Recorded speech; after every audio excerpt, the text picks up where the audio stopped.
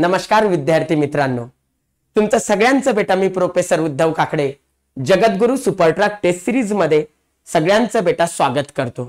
Sir, जगद्गुरु सुपरट्रॅक taste series कोणासाठी आहे? अरे 10वीच्या विद्यार्थ्यांनो, जे स्टेट बोर्डला आणि सीबीएसई ला जे 10वीचे विद्यार्थी आहेत त्या सगळ्यांसाठी आपण चालू केलीत बेटा अगस्ती करियर इन्स्टिट्यूटनं जगद्गुरु सुपरट्रॅक टेस्ट सिरीज। सर, याच्यामध्ये काय आहे?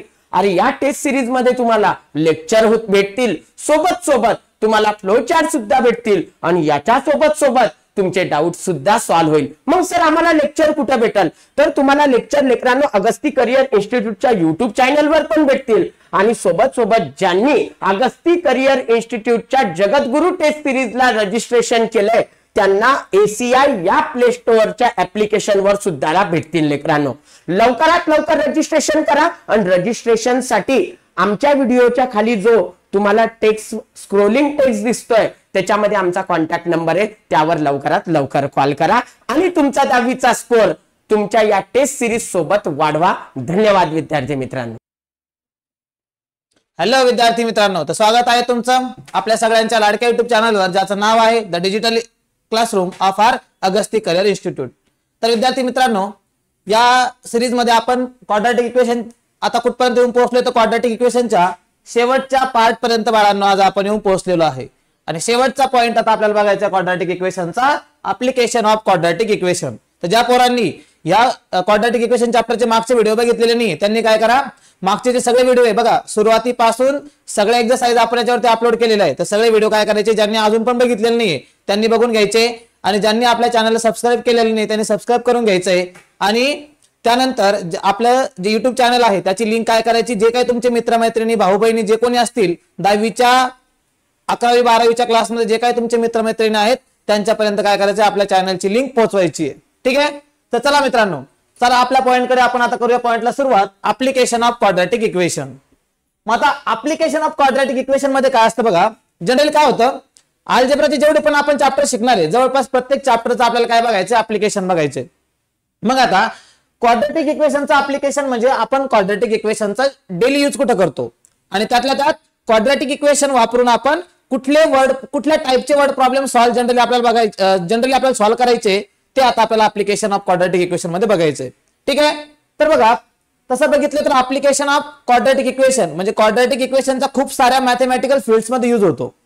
पण आता इथं 10th मध्ये जे आपल्याला क्वेश्चन जनरली करायचे आहेत ना ते बघा, तर याच्यामध्ये आपल्याला कुठल्या कुठल्या टाइपचे क्वेश्चन बघायला मिळणार आहे। तर पहिले बघा प्रॉब्लेम्स रिलेटेड टू एजेसशी रिलेटेड जे प्रॉब्लेम्स आहेत, जसं की समजा दोन मुलांचे तुम्हाला एजेस मध्ये काहीतरी कंडिशन देतील, मग याचं वय त्याच्या डबल त्याचं वय याच्या हाफ असे काहीतरी कंडिशन देतील आणि मग त्या दोघांचे एजेस काढा किंवा त्या दोघांपैकी एकाचा एज काढा, अशा टाइपचे क्वेश्चन इथं तुम्हाला काय होतील बघायला मिळतील। हे झालं प्रॉब्लेम्स रिलेटेड टू एजेस। त्यानंतर स्पीड, डिस्टन्स आणि टाइम। बघा सायन्समध्ये तुम्ही स्पीडचा फॉर्म्युला शिकता, speed is equals to distance by time. तर या फॉर्म्युल्यावरती पण आपल्याला काही क्वेश्चन इथं करायचे आहेत क्वाड्रॅटिक इक्वेशन मध्ये। ठीक आहे, त्यानंतर वर्क अँड टाइम। बघा वर्क टाइमचे क्वेश्चन तुम्ही 7वी 8वी 9वी ला केलेले आहेत त्याच टाइपचे, पण काही इथं थोडेसे लेवल हाय लेवलचे क्वेश्चन इथं करायचे आपल्याला वर्क आणि टाइमचे। त्यानंतर काही फ्रॅक्शनशी रिलेटेड क्वेश्चन पण आहेत बघा, म्हणजे काय होतं जनरली फ्रॅक्शन मध्ये न्यूमरेटर डिनॉमिनेटर असतो, मग न्यूमरेटर डिनॉमिनेटरचे डबल असेल, न्यूमरेटरला हाफ केलं तर डिनॉमिनेटर डबल होतो, अशा काहीतरी कंडिशन देतील। त्या दोन कंडिशन यूज करून आपल्याला काय करायचे क्वाड्रॅटिक इक्वेशन फॉर्म करायचे आणि नंतर तो फ्रॅक्शन शोधायचा आहे। अशा टाइपचे क्वेश्चन पण इथं बघायला मिळतील। म्हणजे एवढेच नाही, याच्यासारखे अजून खूप सारे टाइप आहेत, पण हे हायलाइटेड पॉइंट आहे की या टाइपचे क्वेश्चन जनरली आपल्याला बघायला मिळतील। असे खूप सारे टाइप आहेत ज्याचे क्वेश्चन आपल्याला काय करायचे याच्यामध्ये या एक्सरसाइज मध्ये सॉल्व्ह करायचे ऍप्लिकेशन ऑफ क्वाड्रॅटिक इक्वेशन मध्ये। ठीक आहे, तर तुम्हाला एक रफ आयडिया आली असावी की या एक्सरसाइज मध्ये किंवा ऍप्लिकेशन ऑफ क्वाड्रॅटिक इक्वेशन मध्ये आपल्याला जनरली कोणत्या टाइपचे क्वेश्चन करायचे असतात। ठीक आहे, आता बघा याच्यामध्ये थेरी शिकवण्यासारखं काही नाही, आता मी तुम्हाला डायरेक्ट एक्झाम्पल घेणार तेव्हा तुम्हाला कळेल की नेमकं आपल्याला हे वर्ड प्रॉब्लेम सॉल्व्ह कसे करायचे असतात। एक दोन एक्झाम्पल जेव्हा आपण घेऊ तेव्हा तुम्हाला एक आयडिया क्लिअर होईल का नेमकं या वर्ड प्रॉब्लेम मध्ये आणि आधीच्या एक्सरसाइज मध्ये जे क्वेश्चन केले आपण आतापर्यंत 1st पासून 5th पर्यंत, तर त्याच्यामध्ये काय नेमका डिफरन्स आहे। ठीक आहे, तर मग आता करायची एक्सरसाइजला सुरुवात। चला एक्सरसाइज मधून तुमच्या लक्षात येईल की नेमके क्वेश्चन आपल्याला कसे करायचे। ठीक आहे, तर याची एक्सरसाइज बघा प्रॅक्टिस सेट 2.6। पहिलाच क्वेश्चन आहे बघा पोरांनो, पहिला क्वेश्चन आहे the product of Pragati's age 2 years ago and 3 years hence is 84. आता बघा इथं हेन्स वर्ड आला बरं का, एक लक्षात ठेवा. हेन्स म्हणजे लेटर असतं, लेटर म्हणजे नंतर. जसं आपण म्हणतो ना 2 years ago म्हणजे 2 वर्षापूर्वी, तसं 3 years hence म्हणजे काय, 3 वर्षानंतर अशी कंडिशन असती. ते किती आहे, 84 आहे. तर आपल्याला विचारलंय तिचं प्रेझेंटेज किती असेल, प्रगतीचं प्रेझेंटेज विचारलंय. मग बघा काय करायचं, जनरली वर्ड प्रॉब्लेम मध्ये काय करतो आपण, जे विचारलं त्याला एक्स वाय वगैरे सपोज करत असतो. मग इथे फक्त एकच विचारले आपल्याला, काय प्रगतीचं एज काय, तर मग प्रगतीचं एज आपण काय सपोज करणार, एक्स सपोज करणार. म्हणजे एक्स सपोज करावं गरजेचं नाही, तुम्ही एक्स वाय काय पण सपोज करू शकता. पण जनरली आपल्याला सवय काय असती, एक्स मध्ये क्वेश्चन करायची सवय राहते आपल्याला, म्हणून आपण काय सपोज करणार की समजा प्रगतीचं एज एक्स इयर्स आहे. ठीक आहे. सो आता बघा, let Pragati's present age, Pragati's first question करतोय आपण बरं, Pragati's present age is x years. So आपण सपोज केलं की प्रगतीचं जे प्रेझेंट एज आपल्याला विचारलं होतं ते आपण काय सपोज केलं, एक्स सपोज केलं. ठीक आहे. मग आता बघा इथं काय म्हटलंय रे, इथं म्हटलंय का 2 years ago. मग आता मला सांगा, मी जर म्हटलं समजा माझं आजच्या डेटला एज आहे 28 years, तर माझं 2 वर्षापूर्वी वय किती असेल रे, फॉर एक्झाम्पल बरं का, डोंट कन्सिडर लाईक दॅट. जर मी म्हटलं आज माझं वय 28 years आहे, तर 2 वर्षापूर्वी माझं वय किती असणार, तुम्ही म्हणा 26 years. म्हणजे कसं काढलं तुम्ही हे, तुम्ही काय केलं, आजच्या डेट मधून 2 वर्ष मायनस केले, म्हणजे आजच्या वयामधून माझ्या आजचं वय होतं 28 वर्ष, त्याच्यामधून तुम्ही 2 वर्ष मायनस केले, तुम्हाला किती मिळालं, 26 years मिळालं. म्हणजे काय, जेवढ्या वर्षापूर्वी एज विचारले तुम्ही काय करताय, तेवढे वर्ष मायनस करताय. मी इथं काय म्हटले, 2 वर्षापूर्वी. मग मला सांगा 2 years ago, 2 years ago हर एज, हर म्हणजे कोण, प्रगती, हर एज किती राहील तिचं, सध्या एक्स आहे. मग 2 वर्षापूर्वी किती होईल, एक्स मायनस 2 होईल. सो 2 वर्षापूर्वी प्रगतीचं वय असेल एक्स मायनस 2 years. ठीक आहे. त्यानंतर अजून काय म्हटलंय, 3 years hence म्हणजे 3 वर्षानंतर. आता मला सांगा, आज मी 28 वर्षाचा आहे फॉर एक्झाम्पल, तर 3 वर्षांना मी किती वर्षाचा असेल रे, जगलो वाचलो तर 31 yearsचा असेल, बरोबर आहे. मग आज जर मी 28 years आहे बाळांनो, तर 3 वर्षांना मी 31 yearsचा होणार आहे. तुम्ही कसं सांगताय, तर तुम्ही काय करताय, माझ्या प्रेझेंट एज मध्ये 3 वर्ष ऍड करताय. जेवढ्या वर्षानंतर विचारलं तेवढे वर्ष तुम्ही ऍड करणार. मग आजचं एज किती प्रगतीचं, आजचं एज आहे पोरांनो एक्स इयर्स. मग 3 वर्षानंतर तिचं वय किती होईल, एक्स मध्ये 3 मिळवावं लागेल, म्हणजे एक्स प्लस 3 होईल. सो 3 years hence हर एज किती होईल रे, एक्स प्लस 3 years. ठीक आहे. म्हणजे 3 वर्षानंतर तिचं वय झालं पोरांनो एक्स प्लस 3 years, आणि 2 वर्षापूर्वी तिचं वय झालं एक्स मायनस 2 years. राईट. आता हे आपण जे क्वेश्चन मध्ये जे कंडिशन आल्या होत्या, म्हणजे जे बोललं होतं 2 वर्षापूर्वीचं वय 3 वर्षानंतरचं वय, ते काढून घेतलं. नाव बाय गिव्हन कंडिशन, बघा काय करायचं, हे जे काढलं आपल्याला कंडिशन मध्ये टाकायचं, बाय गिव्हन कंडिशन. मग काय म्हटले कंडिशन मध्ये, या दोन्हीचा प्रोडक्ट म्हणजे काय असतं, मल्टिप्लिकेशन. कोणाकोणाचं मल्टिप्लिकेशन, तर प्रगतीचं वय 2 वर्षापूर्वी आणि प्रगतीचं वय 3 वर्षानंतर, या 2 टर्मचा प्रोडक्ट किती म्हटले पोरांनो, तर या 2 टर्मचा प्रोडक्ट म्हणजे या 2 टर्मचं मल्टिप्लिकेशन म्हटले 84. म्हणजे काय होईल रे, x minus 2 multiply x plus 3 equal to किती होईल, 84. सो कंडिशन नुसार मॅथमॅटिकल एक्सप्रेशन मिळालं आपल्याला, x minus 2 into x plus 3 is equals to 84. आणि हे झालं आपलं क्वाड्रॅटिक इक्वेशन. तर वर्ड प्रॉब्लेम मध्ये एवढंच वेगळं आहे पोरांनो. म्हणजे आतापर्यंत काय होतं बघा, हे क्वेश्चन जर सॉल्व्ह करायचं तर आपल्याला असं इक्वेशन दिलेलं राहायचं, मग याला सिम्प्लिफाय करून सॉल्व्ह करायचो. पण इथं काय आहे, इथं हे इक्वेशन पण आपल्याला फॉर्म करावं लागलं. हे इक्वेशन फॉर्म करण्यामध्ये बऱ्याच पोरांना अडचणी येतात. तर बऱ्याच पोरांना या इक्वेशन फॉर्म करण्यामध्ये अडचणी याचं कारण काय असतं, जनरली त्यांना या कंडिशन कळत नाही. तर या कंडिशन मध्ये काय करायचं माहितीये का, पोरं काय करतात, पूर्ण क्वेश्चन एकदा रीड करतात आणि पूर्ण क्वेश्चन रीड करायला काहीच कळत नाही. त्यामुळे काय करायचं, आपण कसं केलं बघा, आपण थोडं रीड केलं. 2 years ago म्हटलं तेवढं एज काढून घेतलं, 3 years hence म्हटलं तेवढं एज काढून घेतलं. म्हणजे थोडे जेवढा पार्ट तुम्हाला कळाला का, त्याला मॅथमॅटिकली एकदा एक्सप्रेस करून घ्यायचं आणि नंतर मग पूर्ण कंडिशन मध्ये टाकून इक्वेशन बनवायचं. तुम्ही जर कधी पूर्ण क्वेश्चन रीड केला तर असं होऊ शकतं तुम्हाला काहीच कळणार नाही. त्यामुळे काय करायचं, पुनर्विधी नाही करायचं, थोड्या थोड्या पार्ट मध्ये त्याला डिवाइड करायचं आणि तेवढ्या पार्टचं एकदा काय करायचं, मॅथमॅटिकल एक्सप्रेशन बनवून घ्यायचं आणि नंतर मग त्या सगळ्यांना रिलेट करायचं. ठीक आहे, तर आय होप तुम्हाला हे कळायला असावं. मग आता करायला सॉल्व, आता सॉल्व तर आपल्याला करता येतं. कसं करणार मग, पहिले याला स्टँडर्ड फॉर्म मध्ये आणा, म्हणजे या x-2 ने x+3 ला मल्टिप्लाय करून घ्यायला लागेल. मग काय होईल बघा, x इंटू एक्स होईल x स्क्वेअर, x इंटू 3 होईल 3x, -2 into x -2x, -2 into 3 होईल -6, 84 ला चॉकलेट दा लेफ्ट ला आणा, निगेटिव्ह होईल इक्वल टू 0. म्हणजे मिळेल काय पोरांनो, x स्क्वेअर 3x -2x होईल 1x म्हणजे x, -6 -84 होईल -90 इक्वल्स टू 0. ठीक आहे, मग आता फॅक्टर, आता फॅक्टरायझेशन, आता बघा इथं कोणत्या मेथडने तुम्ही करू शकता, फॅक्टरायझेशन न करा, कम्प्युटिंग स्क्वेअर न करा किंवा फॉर्म्युला मेथड न करा. पण सिंपल दिसतंय तर फॅक्टरायझेशनच करून टाकू. मग आता 2 नंबर शोधावे लागतील ज्यांचं मल्टिप्लिकेशन किती भेटलं पाहिजे रे, मल्टिप्लिकेशन भेटलं पाहिजे 1 इंटू -90 म्हणजे -90 आणि ऍडिशन किती झाली पाहिजे +1. मग आता 1 चा गॅप असणारे 2 नंबर शोधा, काय येतील 10 9 चा. येस, व्हेरी गुड, 10 9 चा. मग आता हा प्लस म्हणजे मोठा प्लस, मोठा प्लस म्हणजे छोटा मायनस, कारण प्रोडक्ट निगेटिव्ह म्हणणार एक पॉझिटिव्ह एक निगेटिव्ह येईल ना, म्हणजे फॅक्टर काय मिळाले 10 आणि -9. आता बघा बरेच जण आन्सर कळाला असं काय, तर मी तुम्हाला ट्रिक सांगितली होती, जे फॅक्टर येतात ना त्याचे साइन बदलून काय असतात आपले आन्सर असतात. मग आन्सर काय भेटन, +10 चं -10 होईल आणि -9 चं +9 होईल, पण एज निगेटिव्ह असतं का रे, नाही, म्हणजे -10 कॅन्सल होईल, आन्सर काय असणार आपलं 9 इयर्स असणार आहे. पण आता आपल्याला स्टेप वाईज जावं लागेल. सो मग आता फॅक्टर्स काय मिळाले, आता बघा याला एवढं पुन्हा डिटेल मध्ये करायची गरज नाही, तुम्ही डायरेक्ट फॅक्टरच्या फॉर्म मध्ये लिहू शकता. काय फॅक्टर मिळाले मग, +10 आणि -9, म्हणजे याला काय लिहू शकतो आपण, x + 10 into x - 9 equal to 0. आता बघा याच्यावर कसं करायचं मी तुम्हाला शिकवलंय, आपण फॅक्टरायझेशन मध्ये डिटेल मध्ये पाहिलं ते, त्यामुळे इथं तेवढा वेळ वाया घालण्यात काही अर्थ नाहीये, डायरेक्ट पण आपण करू शकतो. आणि जर कोणाला डायरेक्ट कळत नसेल तर मग याला करायचं, x स्क्वेअर या +x ला काय लिहिणार, +10x - 9x, मग पहिल्या 2 ची पेअर बनवणार, त्याच्यामधून x कॉमन घेणार आणि मग पुढच्या मधून -9 वगैरे काहीतरी कॉमन निघेल आणि त्यानुसार सॉल्व्ह करायचं.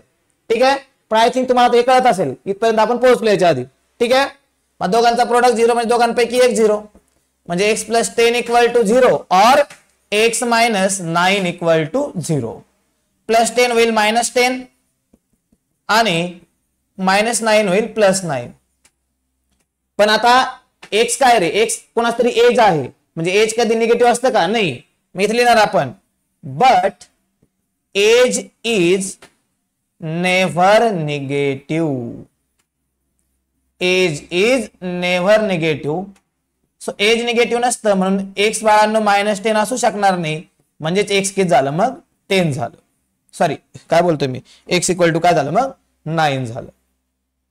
आता लक्षात घ्या, क्वेश्चन जर वर्ड फॉर्म मध्ये तर आपला आन्सर पण वर्ड फॉर्म मध्ये असलं पाहिजे बरं का. म्हणजे x = 9 तुम्ही तर स्टॉप केलं पुढे काही लिहिलं नाही तर होऊ शकतं तुम्हाला चेक करणार पूर्ण मार्क देणार नाही, अर्धा 1 मार्क तुमचा काटल. म्हणजे काय तुम्ही इथं सेंटेन्स मध्ये आन्सर असणं एक्सपेक्टेड असतं. विचारलं काय प्रगतीचं एज, ते इथं म्हणायचं मग प्रगतीज प्रेझेंट एज इज 9 इयर्स, इथे लिहायचं. मग छोटं थोडस 1 सेकंड, नाही होते जाऊ द्या. सो इथे लिहिणार आपण प्रगतीज प्रेझेंट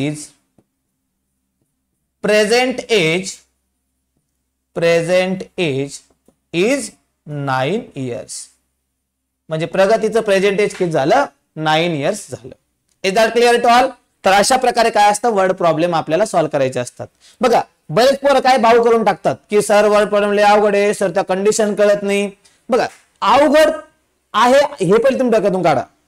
फक्त काय क्वेश्चन दिलाय ना, तर क्वेश्चनला तुम्ही थोड्या थोड्या पार्ट मध्ये डिवाइड करा आणि त्या थोड्या थोड्या पार्टचं मॅथमॅटिकल एक्सप्रेशन बनवायचा प्रयत्न करा. असे 2-4 क्वेश्चन जर तुम्ही केले ना पोरांनो तर तुम्हाला हे खूप इझी वाटेल. कारण याच्यामध्ये बघा जरी ते कंडिशन सोडवायला अवघड असली तरी क्वाड्रॅटिक खूप सोपं आहे बघा, बरोबर आहे का नाही. त्यामुळं खाली सॉल्व्ह करायला खूप इझी असते, फक्त तुम्हाला कन्वर्ट करता आलं पाहिजे आणि 2-4 क्वेश्चन प्रॅक्टिस केली ना आरामशीर येतं ते. त्यामुळे ते अवघड पहिले डोक्यातून काढा. ठीक आहे, चला स्क्रीनशॉट घेऊन टाकता, साईडला सरकतो मी. चला घेऊन टाका स्क्रीनशॉट, जाऊ आपण पुढच्या क्वेश्चन कडे. चलो नेक्स्ट क्वेश्चन नंबर 2. चला नाव क्वेश्चन नंबर 2. आता करू पोरांनो आपण question number 2 solve. Question number 2 काय म्हणते बघा, the sum of squares of two consecutive natural even numbers. म्हणजे काय, दोन नॅचरल इव्हन आहे आणि कॉन्झिक्युटिव्ह परत, त्यांच्या स्क्वेअरची सम दिली आहे 244. Find the numbers. मग इथे बघा कॉन्झिक्युटिव्ह नंबर म्हटले. कॉन्झिक्युटिव्ह माहिती आहे तुम्हाला, एक जर 2 असेल त्याच्या पुढे कोणता तर 3, त्याच्या पुढे कोणता तर 4, असे एका नंतरचे एक नंबर, त्याला म्हणतो आपण कॉन्झिक्युटिव्ह नंबर, सलगचे नंबर. पण इथे कोणते म्हटले, इव्हन वाले. मग इव्हन वाले काय, एक जर 2 असतात पुढचा काय होईल 4, त्याच्या पुढचा 6, आणि त्यात पण नॅचरल वाले म्हणजे पॉझिटिव्ह पाहिजे. मग आता कॉन्झिक्युटिव्ह इव्हन नंबर जर म्हटले तर ते इव्हन म्हटलं 2 न मल्टिपल झाले पाहिजे. म्हणजे एक्स ने सपोज करताना आपल्याला 2x वाला सपोज करावा लागेल, बरोबर आहे. मग एक जर मी 2x घेतला तर पुढचा काय घ्यावा लागेल रे. आता मला सांगा, एक नंबर जर 2 आहे त्याच्या पुढचा काय येतोय 4 येतोय, म्हणजे आपण 2 न वाढवतोय त्याला. म्हणजे एक जर 2x असेल तर पुढचा काय असेल मग 2x + 2 असेल. म्हणजे जे दोन नंबर आपण सपोज करणार आहे ते 2x आणि 2x + 2 घ्यावं लागेल. का बरं घ्यावं लागेल कळालं ना. चला मग आता नंबर आपण सपोज करणार 2x and 2x + 2, कारण ते सगळ्या कंडिशन मध्ये बसत आहे. सो इथे लिहिणार आपण let the two numbers R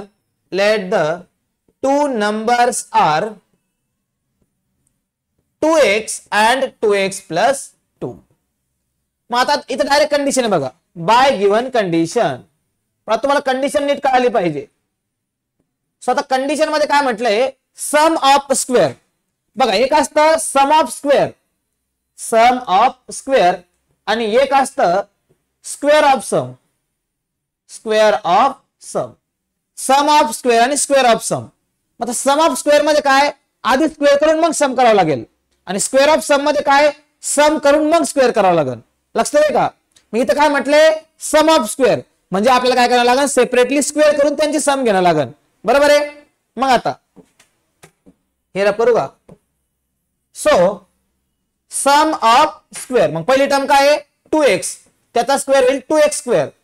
second term काय आहे 2x + 2, त्याचा स्क्वेअर होईल 2x + 2 bracket square is equals to sum किती दिली 244. तर असं हे कंडिशन मध्ये बसेल. 2x whole square plus 2x + 2 whole square is equals to 244. ठीक आहे. मग आता याला करा सिम्प्लिफाय. मग आता 2x चा स्क्वेअर काय होईल रे, 2x चा स्क्वेअर होईल 4x² प्लस, आता याचा स्क्वेअर करताना इथं ब्रॅकेट स्क्वेअर लावावा लागेल, a + b ब्रॅकेट स्क्वेअर. काय फॉर्म्युला असतो, a² + 2ab + b². a म्हणजे कोण इथं 2x आणि b म्हणजे कोण आहे 2. मग पहिले काय होईल 2x चा square that is 4x² plus 2ab, 2 × 2x × 2, 2 × 2x होईल 4x, 4x × 2 होईल 8x प्लस b² म्हणजे काय रे 2 चा स्क्वेअर विच इज 4. 244 ला चॉकलेट दा लेफ्ट ला आणा equal to 0. Now simplify. 4x² आणि 4x² किती होईल 8x² प्लस हे 8x ऍज इट इज 4 - 2 44 किती होईल रे 240 इक्वल्स टू 0. आता इथं बघा 8 आहे 240 आहे, म्हणजे काय होतंय 8 न डिवाइड होईल ना, प्रत्येक टर्म 8 न कटल, मग डिवाइड करा दोघं साइडला 8 न, सिम्प्लिफाय होऊन जाईल थोडस. Dividing both sides by 8. Dividing both sides by 8 काय मिळेल बघा, इथं 8 कटन, इथं 8 कटन, इथं 30 बनन, 8 3 चा 8 0 चा. म्हणजे इक्वेशन काय मिळेल पोरांनो, इक्वेशन मिळेल x² + x - 30 इक्वल टू 0. मग आता सिंपल क्वाड्रॅटिक आलं, याचे फॅक्टर काय भेटतील रे, प्रोडक्ट आला पाहिजे -30. आता कोणत्याही मेथड न करा, पण मग इथं फॅक्टर सोपे आहे ना, मग फॅक्टराइज न केलेलं इझी जाईल. प्रोडक्ट -30 आणि ऍडिशन किती रे, ऍडिशन 1 काय येईल मग 5 6 चा मधला प्लस म्हणून मोठा प्लस, मोठा प्लस म्हणून छोटा मायनस, कारण प्रोडक्ट निगेटिव्ह यायला पाहिजे. मग आता डायरेक्ट फॅक्टर मध्ये तोडायला कसं तोडतो आपण फॅक्टर मध्ये, x - 5 × x + 6 इक्वल टू 0. किंवा असं नसेल कळत डायरेक्टली तर काय करणार x² प्लस x ला कसं लिहिणार -5x + 6x, नंतर कॉमन घेऊन मग आपण या स्टेप पर्यंत पोहोचतो. पण आता आपण याच्यावरती खूप सारी प्रॅक्टिस केली तर तुम्हाला कळत असेल. मग दोघांचा प्रोडक्ट 0 म्हणजे दोघांपैकी एक 0, म्हणजे x = 5 किंवा जास्त शॉर्टकट होईल, याला थोडं लेंदी घेऊ, दोघांपैकी एक 0, ती स्टेप लिहितो एक. म्हणजे काय होईल रे x - 5 इक्वल टू 0 और x + 6 equal to 0. So x = काय होईल, इथं मिळेल x = 5 और x = मिळेल -6. आणि एक लक्षात घ्या, वर्ड प्रॉब्लेम मध्ये कंडिशन टाकणं गरजेचं असतं.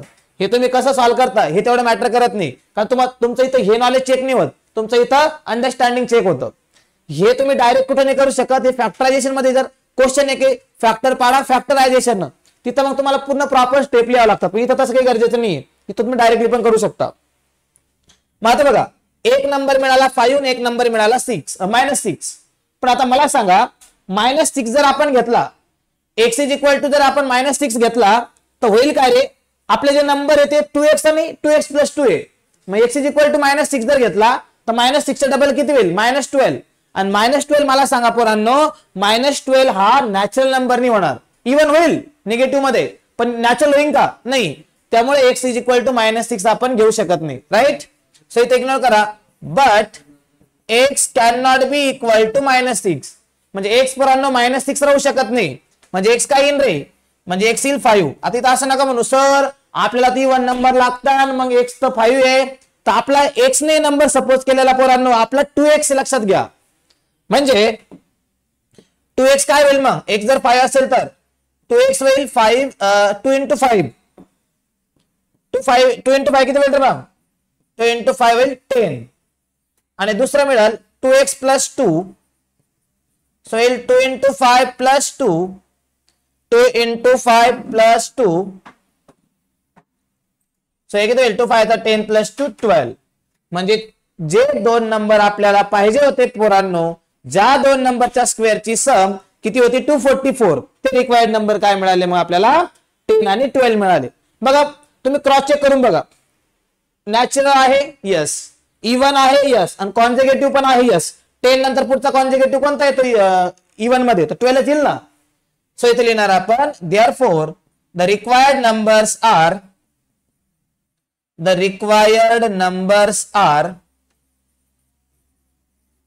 काय मिळाले मग, रिक्वायर्ड नंबर्स 10 and 12 मिळाले.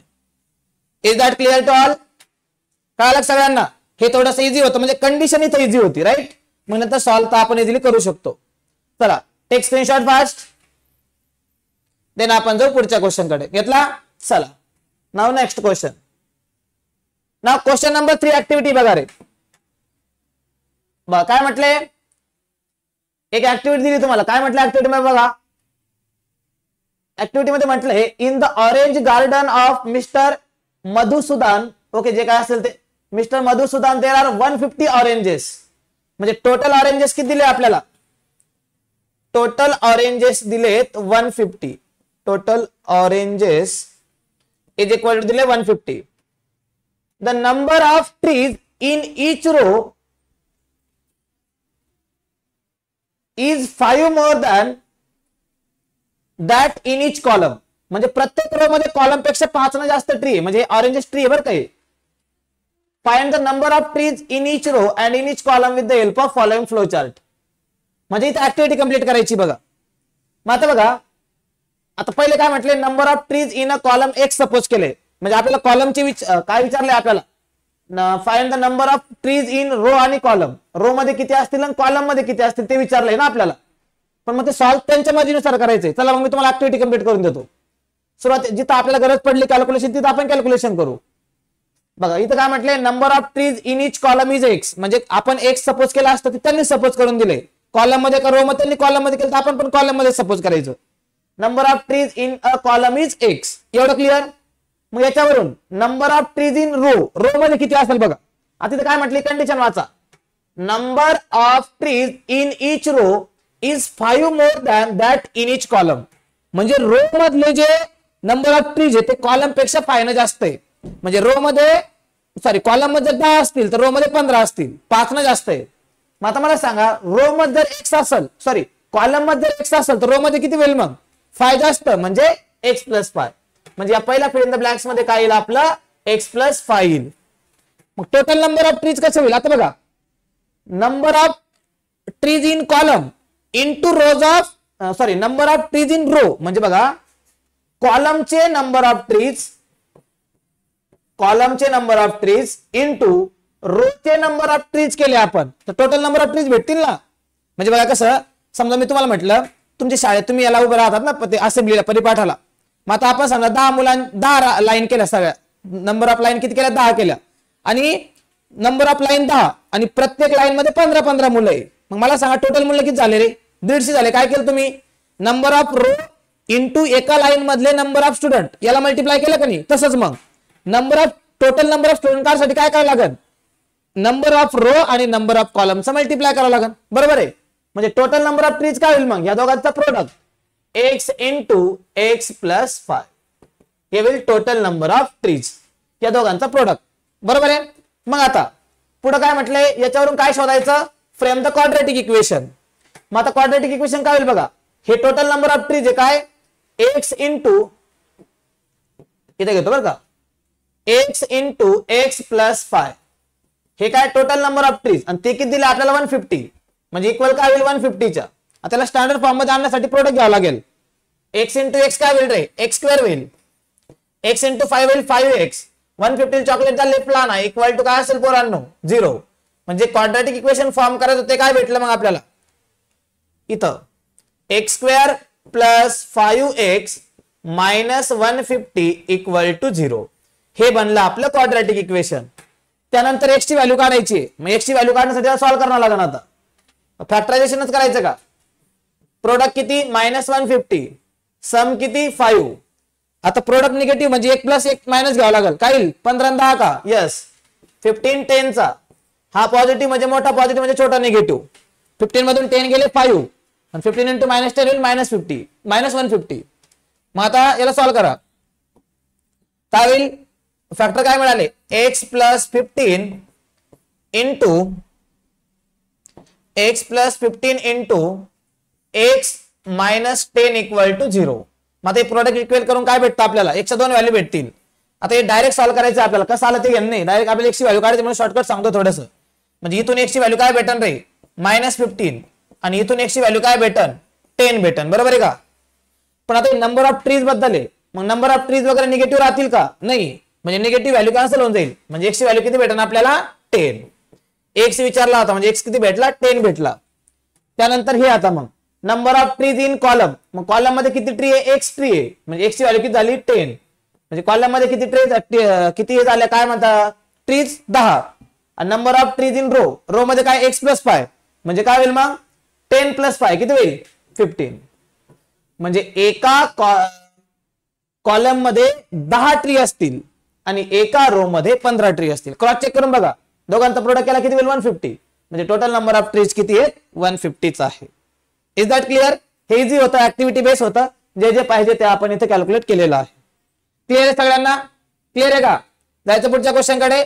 चला क्वेश्चन नंबर 4 कडे जाऊ. आता क्वेश्चन नंबर 4 बघा. चल भैया साइड में चल जा. अरे क्यों चल रहा? आजा आजा आजा. चला आता क्वेश्चन नंबर 4 बघा. एजेसशी रिलेटेड दिसतोय. मग काय म्हटलंय क्वेश्चन नंबर 4 मध्ये बघा. क्वेश्चन नंबर 4 मध्ये म्हटलंय Vivek is older than Kishore by 5 years. म्हणजे मोठा कोण आहे? विवेक इज ओल्डर म्हणजे विवेक मोठा आहे कोणापेक्षा? किशोर पेक्षा. किती वर्षानं? 5 वर्षानं. विवेक हा किशोर पेक्षा 5 years न मोठा आहे. The sum of reciprocals of their ages is 1/6. त्यांच्या एजेसच्या रेसिप्रोकलची ऍडिशन जर केली आपण म्हणजे सम ऑफ रेसिप्रोकल ती किती म्हटले? 1/6 म्हटले. तर काय विचारले? Find their present ages. तर त्यांचे प्रेझेंट एजेस शोधायचे. मग आता एकाचा सपोज करून घ्या, दुसऱ्याच्या कंडिशन वरून मिळेल आपल्याला. आता बघा इथं काय म्हटलंय? विवेक किशोर पेक्षा 5 वर्षांना मोठा आहे म्हणजे मोठा कोण आहे? विवेक मोठा आहे. मग मी काय करतो? किशोरला एक सपोज करतो. मग किशोरला जर मी एक सपोज केलं तर काय होईल मग? किशोर 1 वर्षाचा आणि विवेक काय आहे? त्याच्यापेक्षा 5 वर्षांनी जास्त. बघा लक्षात घ्या. आता मी समजा म्हटलं मी आहे 30 yearsचा फॉर एक्झाम्पल. बघा एवढा नाहीये मी, पण समजा म्हटलं मी 30 yearsचा आहे आणि आपले आकाश सर आहे. आकाश सर समजा माझ्यापेक्षा 5 वर्षांना मोठे आहे असं मी म्हटलं फॉर एक्झाम्पल. फक्त मी काय म्हटलं? मी 30 वर्षाचा आहे आणि आकाश सर माझ्यापेक्षा 5 वर्षांनी मोठे. मग मला सांगा आकाश सरचं वय किती राहील रे? तर आकाश सरचं वय राहील पोरांना किती? आकाश सर हसत राहिले पहा. आकाश सरचं वय राहील किती? 35 years. म्हणजे काय करतोय? मग सांगायचा पॉईंट काय आहे? जो मोठा त्याचं वय ऍड होईल ना. किती ऍड होईल? जेवढ्या वर्षांना मोठा तेवढा ऍड होईल. राईट. मग इथं आपण सपोज करणार किशोर 1 वर्षाचा आहे. Right. Let the present age of Kishore of Kishore is equal to किती होईल? आपण सपोज केलं एक्स इयर्स, लेट म्हटलंय म्हणजे सपोज केलं आपण. समजा आपण म्हटलं किशोर जो आहे, किशोर हा भाऊ किती वर्षाचा आहे? एक्स वर्षाचा आहे. मग आपल्याला काय म्हटलंय? विवेक हा किशोर पेक्षा 5 वर्षांना मोठा आहे. देअरफॉर विवेकचं एज किती होईल रे? Therefore the present age of Vivek भाऊ किती वर्षाचा होईल? मग विवेक भाऊ काय किशोर पेक्षा 5 वर्षांना मोठा आहे म्हणजे काय होईल? 5 वर्ष ऍड करावं लागेल कशामध्ये? किशोरच्या वयामध्ये. म्हणजे किती होईल ते? एक्स प्लस 5 होईल. आय थिंक क्लिअर झाला असं सगळ्यांना. म्हणजे किशोर जर एक्स वर्षाचा असेल पोरांनो, तर विवेक भाऊ किती वर्षाचा झाला? विवेक झाला किती? X plus 5 इयर्सचा. ठीक आहे. मग विवेकचं किशोरचं क्लिअर झालं. चला आता कंडिशन कडे या. मग टाकायचं कंडिशन. इथे कंडिशन सोपी बघा. Bye given condition. कंडिशन मध्ये काय म्हटलंय रे? कंडिशन मध्ये म्हटलंय sum of reciprocals of their ages. त्यांच्या एजेसच्या रेसिप्रोकल म्हणजे वन आपण करतो ना आपण रेसिप्रोकलची सम म्हणजे काय? ऍडिशन. ती किती आहे? 1/6. मग दोघांच्या एजेसला काय करायचं? उलट करायचं. मग आता किशोर किती वर्षाचा आहे? एक्स वर्षाचा. त्याचा रेसिप्रोकल काय होईल? 1/x. विवेक भाऊ किती वर्षाचा आहे? X plus 5. त्याचा रेसिप्रोकल किती होईल? 1/x plus 5. आणि इथं सम केली म्हणजे हे काय झालं? सम ऑफ रेसिप्रोकल झालं. मग सम ऑफ रेसिप्रोकल किती म्हटलंय आपल्याला? 1/6 म्हटलंय. हे मिळालं मॅथमॅटिकल एक्सप्रेशन. क्लिअर. आता याला करायचं सिम्प्लिफाय. तिथून आपल्याला एक्सची व्हॅल्यू मिळेल आणि मग दोघांची वय मिळून जातील. मात्र सिम्प्लिफाय थोडी लेंथी होईल बघा. क्रॉस मल्टिप्लाय करावं लागेल पहिले तर. 1 into x plus 5 होईल x plus 5 plus 1 into x होईल x अपॉन दोघांचा product x into x plus 5 is equal to झालं 1/6. आता वरती ऍड करा. सो वरती काय होईल रे? x प्लस x होईल 2x प्लस 5. खाली काय होईल? खाली प्रोडक्ट घ्या. x into x झालं x square plus x into 5 झालं 5x इज इक्वल टू 1/6. आता क्रॉस मल्टिप्लाय होईल म्हणजे 2x प्लस 5 सोबत 6 मल्टिप्लाय मध्ये जातील. x स्क्वेअर प्लस 5x 1 सोबत मल्टिप्लाय होईल आणि मिळेल काय बघा. इथे घेऊन टाकतो. सो 6 न मल्टिप्लाय करा. 6 2 चा 12x प्लस 6 5 चा 30 इज इक्वल्स टू हे 1 न मल्टिप्लाय केलं म्हणजे सेम भेटेल काय? x square plus 5x. मग आता सिम्प्लिफाय करायला क्वाड्रॅटिकच्या फॉर्म मध्ये आणा. मग क्वाड्रॅटिकच्या फॉर्म साठी काय लागतं आपल्याला? पहिले स्क्वेअर टर्म लागते म्हणजे आपल्याला x स्क्वेअर ठेवावं लागेल. नंतर x ची टर्म 5x 12x ला तिकडे न्या निगेटिव्ह होईल. 30 ला तिकडे न्या निगेटिव्ह होईल इक्वल टू काय? 0. मग राहिलं काय रे? x square 5x minus 12x किती होईल? -7x. Yes -7x minus 30 equal to 0. आला क्वाड्रॅटिक. शोधा फॅक्टर. ऍडिशन पाहिजे -7 आणि प्रोडक्ट पाहिजे -30 म्हणजे 7 चा गॅप आणि प्रोडक्ट 30. आय थिंक 10 3 चा. यस 10 3 चा. निगेटिव्ह कोणत्याला करणे? 7 निगेटिव्ह म्हणजे मोठ्याला निगेटिव्ह करणे. काय भेटली मग फॅक्टर? -10 प्लस 3. मला कसं राईट करणार? x minus 10 into x plus 3 equal to 0. दोघांचा प्रोडक्ट 0 म्हणजे दोघांपैकी एक 0. तो वाला कन्सेप्ट लावा मग आता. सो दोघांपैकी एक 0 म्हणजे एक तर x मायनस 10 इक्वल टू 0 और x प्लस 3 इक्वल टू 0 म्हणजे x ची व्हॅल्यू मिळेल 10 और x ची व्हॅल्यू मिळेल -3. पण x काय रे पोरांनो? x एज आहे कोणाचं तरी, वय आहे कोणाचं तरी. मग एज जर असेल तर एज मात्र काय नसतं पोरांनो? निगेटिव्ह नसतं. का असतं रे? x इज इक्वल टू मिळालं -3. but age is never negative. Age काय नसतं? निगेटिव्ह नसतं. म्हणून आपण म्हणणार x ची व्हॅल्यू -3 ऍक्सेप्टेबल नसेल इथं. मग x -3 ऍक्सेप्टेबल नाही म्हणजे x ची व्हॅल्यू काय झाली? मग x ची व्हॅल्यू झाली 10. मग x ची व्हॅल्यू 10. मग आता पहिले कोणाचं वय काढायचं आपल्याला? पहिला कोण आहे? किशोर. सो किशोरचं एज होईल. किशोर किती वर्षाचा असेल मग? x म्हणजेच 10 इयर्स. किशोर किती वर्षाचा झाला? 10 इयर्सचा झाला. आणि दुसरा होता विवेक भाऊ.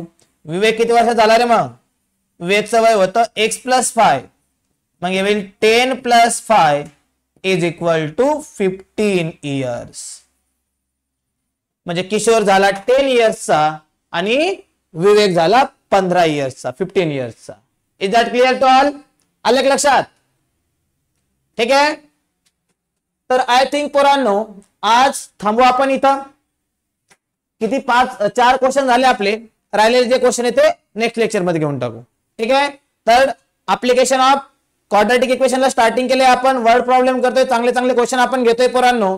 तर काय करायचं आहे, मागचे जे व्हिडिओ बघितलेले नाही अजून त्यांनी ते सगळे व्हिडिओ बघून घ्यायचे, जेणेकरून हे जे इक्वेशन आपण सॉल्व्ह करतोय हे अंडरस्टँडिंग मध्ये तुम्हाला प्रॉब्लेम येणार नाही. कारण हे आपण आधी शिकलेलं आहे, फॅक्टर्स कसे पाडायचे वगैरे. जे ज्यांनी सुरुवातीचे व्हिडिओ पाहिले नाही त्यांनी ते बघून घ्या, म्हणजे याच्यामध्ये तुम्हाला कुठे अडचण वगैरे येणार नाही. ठीक आहे. आणि ज्यांनी अजूनही लेक्चरला लाईक केलेलं नाही त्यांनी लेक्चरला लाईक करून टाकायचंय. ज्यांनी चॅनलला सबस्क्राईब केलेलं नाही त्यांनी चॅनलला सबस्क्राईब करून टाकायचंय. आणि उद्याचं लेक्चर बघायला कोणी विसरायचं नाहीये, कारण अजून आपल्याला खूप चांगले चांगले क्वेश्चन याच्यामध्ये घ्यायचे आहेत वर्ड प्रॉब्लेम मध्ये. ठीक आहे. थांबायचं मग आज. चलो bye bye, tata, take care, do study.